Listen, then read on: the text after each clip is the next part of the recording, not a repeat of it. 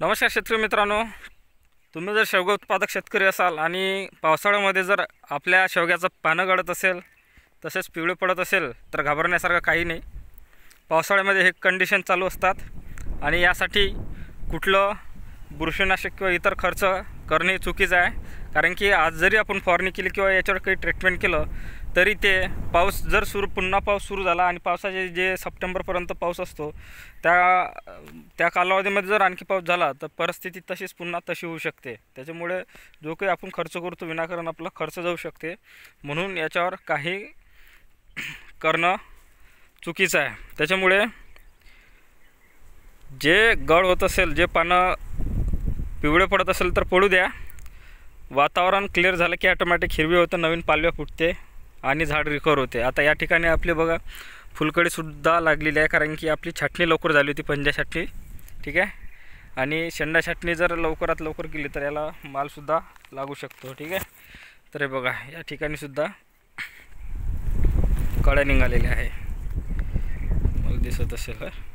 सर्वच ठिकाणी कळ्या निघालेल्या आहे. आणि सांगायचं एकच होतं, कारण की बरेच शेतकरी पावसाळ्यामध्ये जर पानगळ झाली तर बघा या ठिकाणी सुद्धा पानगळ दिसत आहे थोडीफार.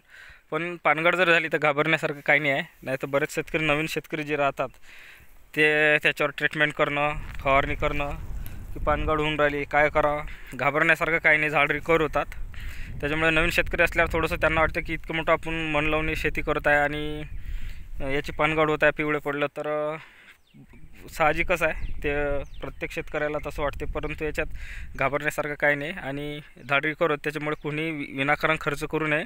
वातावरण क्लिअर झाले की ऑटोमॅटिक क्लिअर झाडं ॲटोमॅटिक त्याचं हिरवेपणा म्हणा किंवा नवीन फुटवे वगैरे सर्व व्यवस्थित होईल.